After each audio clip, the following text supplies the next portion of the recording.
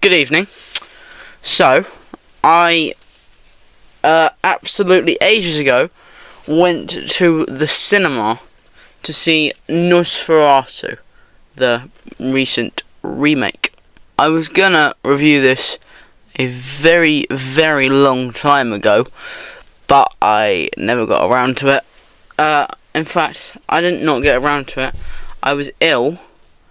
Then I was waiting on this new microphone I purchased to arrive, and then I didn't do it. So I'm here today. I'm recording. You can see.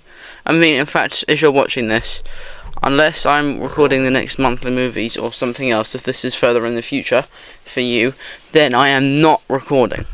But now, as I speak, I'm recording. This is going on a bit. I'm going to review the movie. Right, I'll start off with my spoiler-free thoughts on the movie. I did do a Just Watched, but that was Just Watched. In fact, it was the morning after that one, I believe. I got home quite late. But I will give you a bit of a spoiler-free, a little bit more in-depth. I have a bit more time. You know the gist. So, I thought it was good. It has the immediate negative, for me, of someone who is very familiar with the original story of Dracula, and not too familiar with Nosferatu. I understand it's a German expressionist remake, illegal remake, so sort of changed a little bit, or retelling type thing of Dracula, but it is just sort of feels like it's retreading the beats of that, and that is, I suppose, what the film is going for. It is that retelling, but it does have the Robert Egg style, which I am an enjoyer of. It's a good film. It's not. Some people were really like going for it passionately. Yes, this is the best thing since forever. There were some people loving it. There were some people I saw really quite disliking it. I think I'm slap bang in the middle. I think it's okay. Which is, I suppose, always a little bit of an unfortunate thing to say coming out of a movie.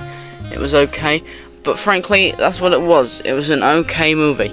I can't say much more than that without spoiling, given this is the spoiler-free section. But I will now head into, if you've seen the movie, or if you don't care, spoilers. So, I'll go on to spoilers. I'm going to start off with the negatives, because there are a few. The negatives for this movie, there's some of the it's going for that old English Gothic style of acting, right? Some of that is a bit goofy. It can come across a bit strange, particularly Nicholas Hoult. I think he does do a very good job in the film. I think, as with most things I've seen him in, he does a very good job. But it does have that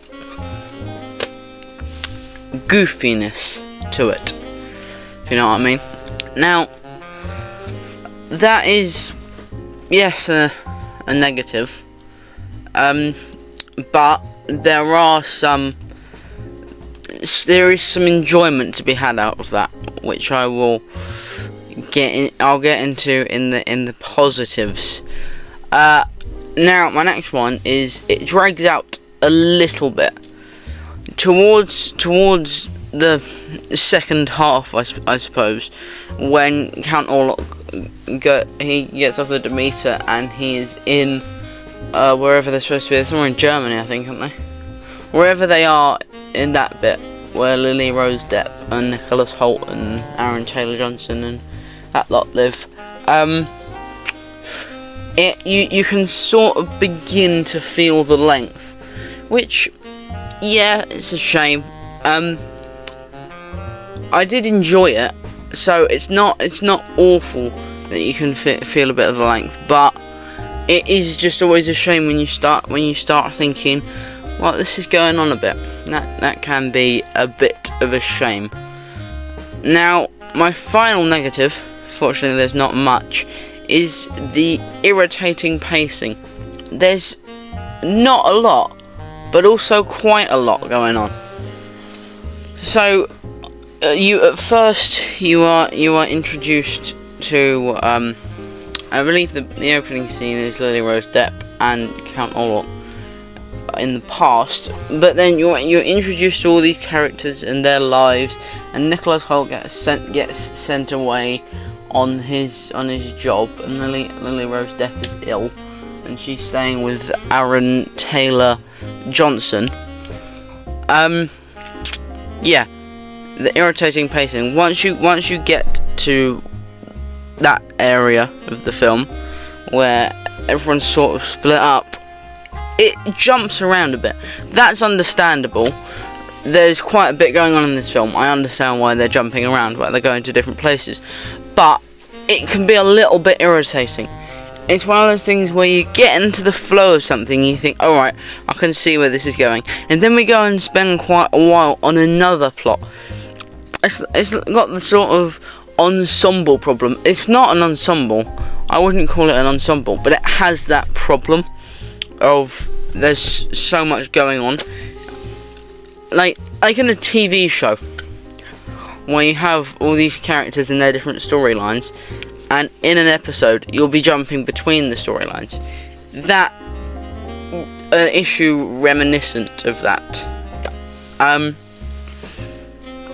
which is a shame. But then once again, those three, goofy acting, drags out a little bit, irritating pacing, those are the only real issues. I had to sit here thinking about what to write down in the negative section, which is a good thing for the movie, frankly. I think it's good. I will now move on to the mixed bag section, which only has one thing in it, which was sort of building off of my irritating pacing issue. The Aaron Taylor Johnson subplot, sort of, I mean, like, him and his family, but particularly his bit, after Lily Rose Depp sort of gets better and she's doing her own thing. And yeah, it still ties to the main film, but it sort of feels like its own thing. Like we're going for something more, but then we forget about it, which is a shame. I keep calling things a shame. I need some more descriptive words, everybody. But it is, unfortunately. It is a shame. Just a matter of it, of the sitch. I'll move on to the I'll move on to the positives now. Number one is Count Orlok. His practical design and Bill Skarsgård's voice and physical acting. I was going to research this, but I wrote this maybe a week ago, and forgot to do that. So, I believe he was fully practical in that get-up, which is a very, very interesting design, I might add. He is very, that voice, the rolling the R's, it's cool. It's really fucking cool. It is a black omen to journey in poor health. You will remain and well rest yourself. I must object, my lord. You will obey this my counsel. I really like it. It's good. And his physical performance, the way he moves. He's famous for Pennywise, right? But I wouldn't have known this is Bill Skarsgård if I hadn't have heard about it previously to the film coming out. I wouldn't have known. He's probably going to end up typecast with this at some point, but he's so good at it. He transforms. You know, you see him in Barbarian, or The Crow. He looks like Bill Skarsgård, but you see him in It or in Nosferatu, he looks like a completely different being. It's incredible the transformations he goes through for these roles. I believe there are no other roles he's done like that where he sort of has a practical transformation. Are there? I'm not sure. I don't think there are anymore. Moving on, the Old English Gothic style and like the design of that. I think the acting can unfortunately come across a little bit goofy at times, but the style undoubtedly is really, really cool. Descriptive words, Harrison. Descriptive words. But it is very cool. Yeah, it is very cool. The style. You know, the way they're doing all that. The costumes specifically, it's good. Even Count Orlok, this vampire who is, you know, he's got his like dying skin. They make him fit into that style, that time, very, very well. It's good. It's very good. Moving on, I've got one more. I've simply written Willem Dafoe is my favourite person because he is just the best thing in this movie. Clearly, he is having an absolutely fabulous time making this film. I mean, you meet him and he's high. You know, who's not high? That's a bad joke. But you meet him and he's high. Great. He's acting all silly and goofy, you know. I like to act all silly and goofy in my videos, don't I? And then he's just doing all this shit for the rest of the movie. He feels disconnected to it. Not in the Aaron Taylor Johnson way of like, this is its own movie. In his own way of like, this guy could be in Dumb and Dumber or he could be in The Shawshank Redemption. It's great. We have not become so much enlightened as we have been blinded by the gaseous light of science. I have wrestled with the devil as Jacob wrestled the angel in Peniel, and I tell you, if we are to tame darkness, we must first face that it exists. He's having a whale of a time. In this last scene where he's running around and setting stuff on fire in the castle, acting all kooky. That's good. I wonder if he dies. I don't know. Anyway, those are my positives.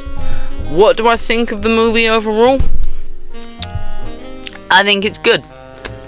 I think there are some moments where I sort of think, oh, is that the right move?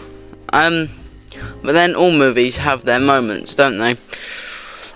Overall, yes, I very much enjoyed this. I can't remember if I gave these ratings or not. It's been a while since I did one of these videos.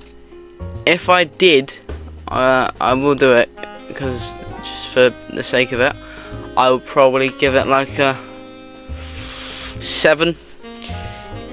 It does well. It does what it's trying to do very well. But it's not. Generally, this was one I was interested in because of the fucking stacked cast and Robert Eggers being attached and it being attached to something that I was familiar with. It's not usually the thing I would go for, so I can't rate it that highly, but I do think it is very good. So yeah, probably about a 7. And it has also been nominated for loads of Oscars, isn't it? 4. Got, what did he get? Best makeup and hairstyling, best costume design, best production design, and best cinematography, I believe. I say I believe because I'm trying quite hard to read it from this thing. The last time I used these little notes, it's still here. That's pretty much my opinions on the movie. You know. There you go. I mean, I hope you're moved by that. Yeah. There you go. Pretty much. I thought it was good. Descriptive words, Harrison. Nah. Yeah, I enjoyed it. That's pretty much my opinion on the movie. Monthly movies will be coming back. I'm not gonna give you channel updates because that happens in monthly movies. Monthly movies is coming back obviously very soon. It is now February. You are due the January episode. So yeah, there you go.